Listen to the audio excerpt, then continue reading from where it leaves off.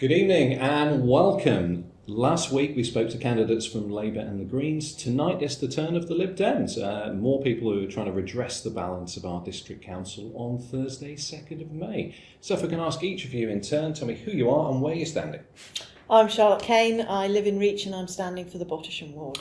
Thank you, Charlotte. And how many councillors will be elected in that ward? Two councillors. Okay, and so everyone has 2 votes. love that. Mark. So, Mark Inskip, I'm standing in Sutton ward, which is why I live in Sutton. The ward itself consists of Sutton, Meeple, Wentworth and Witcham. It's also a 2-member ward, so also 2 votes.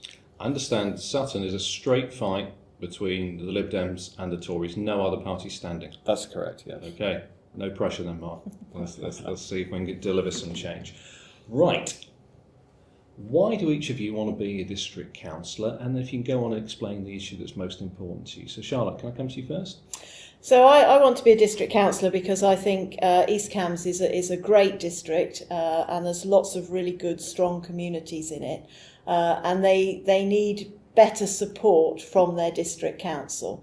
And the things I particularly think we need is a good local plan that protects us from inappropriate development, proper housing in our villages that we need, in particular affordable housing, good transport between our villages and between the villages and the major towns and cities, and really proper protection of our environment so that we have a good, healthy environment to live in and to pass on to our children.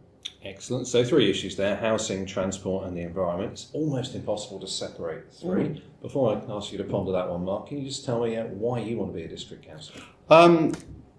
It's very much along similar lines. Those issues are important to me, and I think I've spent the last 8 years or so as a parish councillor. But there are limits to what you can do on the parish council. It's a great way of getting involved. So if there's anybody out there looking to join their parish council, I'd encourage them to do so. And it's a great way of working with your local community. But there's only so much you can do, and it's limited by what the district council is doing or isn't doing. And I think there's so much more that the district council could be doing, and so much that our Conservative-run district council has got wrong over recent years. Well, let's get into that then, and let's go on to housing, which Charlotte brought up a moment ago then. In less than a minute, just tell me what a local plan is and why it's so important. So, a local plan is the key document that the district council has that determines how the district develops. It's a planning document. It describes where development should take place, so where houses should be built, what sort of housing is required, and it makes sure that you get the right sort of infrastructure along with it. It looks at transport links and the local community facilities and so on that are needed, so that you're building real communities and not just more houses, and also looking at the areas that you want to protect as well. And there were some key areas in our district that we'd want to protect, but equally there are real housing demands that we need to meet, and no more so than with affordable housing. So the district has really failed to deliver affordable housing in any significant numbers over the last few years, and that means that the young people and young families and so on find they're priced out of the market. They can't live locally in the areas that they grew up in. They're having to move out because that affordable housing isn't there, and even more so, social housing is just a distant memory. So that. Affordable housing isn't cheap. It's still quite expensive. It's still out of the reach of people who are on very low income. As an economist, you cannot build affordable housing on unaffordable land. Absolutely. So, Mark, you're quite right to mention social housing. Yeah. Now, Charlotte, I've heard you speak before about social housing. Tell me about that. Well, we do need more social housing in the district, and possibly particularly in the south of the district. Canvassing recently, I've noticed that my area has changed from when I was first canvassing 24 years ago. Most of the people are a similar age to me, a similar social background to me. Because, as you say, the young families on the whole can't afford to live there anymore. And social housing is where people get a secure tenure, they get a home, a home that they can afford. And I'd like to see us do like they've done in South Cambs, not just build social housing, but build it to really good, high environmental standards. So those people not only have a rent they can afford, but they have fuel bills that they can afford, and they know they're not contributing to environmental damage. So it's a win-win for everybody. Yeah. If we don't meet housing needs properly, if we just simply build houses to hit a number, you remove a demographic. Yes. And then we end up being a place where people just sleep. It wouldn't be great if employers moved here and we actually reduce our need to be on the roads, to be on the rail.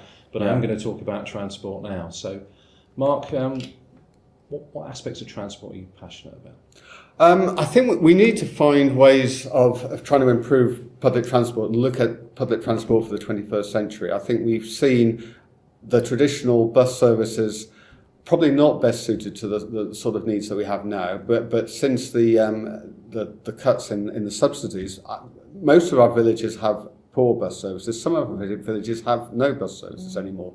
So it means that young people, elderly people, and anyone who doesn't use a car is isolated now. And we need to find more innovative solutions to get people around and to move them around so that you don't need to rely on a car. Now, because ultimately, that is the only solution that is open to too many people today, and that causes, if we go back to the environment, it causes congestion. Linked into the point you just made about employers, too many people work outside of East Cambridgeshire, and unless we do more to try and encourage employers and make East Cambridgeshire an attractive place for employers to be based and go and challenge those employers to base some of their activities in East Cambridgeshire, we just end up with a dormitory district that people wake up in, drive out to work, come home in the evening, go to bed, and don't see the district for the rest of the time. And that causes also a whole host of environmental problems in terms of pollution, transport problems, and so on. So I think there's an awful lot more the District Council could and should be doing there. Okay, and Charlotte, people's mental health as well. Yes, mental health, if you don't have to travel long distances, you actually then have more leisure time, and that's a good thing.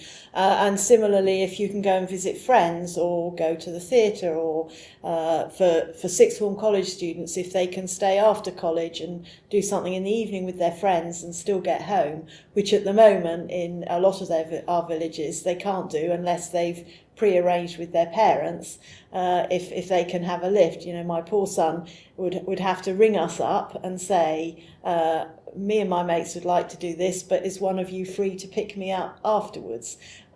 He couldn't just make arrangements with his mates because he had no way of coming home unless we went to pick him up. But I think Mark's right. The transport solutions that are being suggested at the moment are 20th, or in some cases perhaps even 19th century. Road widening just sort of speeds you up to the next point of congestion.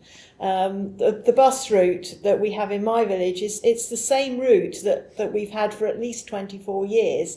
It's not as frequent, but it's still the same route, and it's a bit of a sterile argument, I think, to say we want the same route to be more frequent, because frankly that just puts money into the private contractors' pockets because they charge the council for running the extra buses. We need to have a proper look at how in the 21st century, and forward look a bit, how's it going to work with electric cars, self-drive cars? How can we build a transport network that will allow people to live and work and thrive in our village communities? That kind of different thinking, isn't it? I remember the old Ben Elton sketch where he talks about dual carriageways or more rail link. It's a bit like giving a teenager, and I have seen teenagers at home, a second waste paper basket. It doesn't encourage them to take it to the outside bit, it just means they fill the second waste paper basket first. So it's old thinking. There's so many more things. Problems. So many more things that could be done. In Sutton, we're only sort of 10 minutes away from the guided busway, but there's no way without a car you can get there. And yet, if you talk to people who are in the new Northstowe development, that they see that as a terrific way of getting easily into Cambridge without using a car. We have we have a railway station where the station gateway project was shelved, and there's a distant memory. We could be doing much more both to make the station more usable, and also lobbying particularly Network Rail to improve the capacity on the line into Cambridge so that we can get more people onto the trains, because at the moment you turn up in the rush hour at Ely station and you're squeezing onto an already packed train. So we need to look at those sorts of solutions and look at ways that are different to what we've done before in terms of moving people around, that doesn't rely on a traditional car. Okay, so we've looked at 3 issues there, but you've been very firm with it. You think they're pretty much parts of the same whole issue, don't you? Housing, transport and the environment. Can I ask each of you before we finish, Charlotte, why do you feel that way? Well, because community is important, and at the heart of the community is having a good home, so housing is important, and then being able to network and visit neighbours and friends, so transport is important. We all live in the environment, and we all breathe the air, drink the water. We rely on there being insects to pollinate and birds. Without those things, we ultimately die as well. And so we have to protect our environment and do more than protect it. We have to allow it to recover, because we've done a tremendous amount of damage. And now we understand what we're doing. We need to allow the environment to recover. Stewardship, yes, and a proper sense of responsibility. Okay. And Mark, why do you feel this way? I think just developing that point, it's that we have a responsibility not just to current generations, but to future generations. It is that we have only one planet Earth. We need to look after it. And we've seen with the protests recently with school children, only this week we've had Greta Thunberg highlighting it again, just how important the environment is. It's a subject that people, I think, have forgotten about. But as you've seen tonight with the discussions that we've gone through, it links so many different things together. And ultimately, it's about having a good place to live, to work, and have a good community. All of that needs to come together, and all of these policies need to link together. And we need to have a council that will help deliver that and will engage with the people it's there to represent, to make sure that happens. What a great note to end on. Charlotte, thank you for your time. Mark, thank you as well. Thursday, 2nd of May, however you vote, please vote. Last time out, many of our councillors were elected with fewer than 1,000 votes. That's not their fault, but please let's help legitimise our local government, and let's get a council that reflects the breadth and diversity of thought and opinion across East Cambs. Thank you and good night.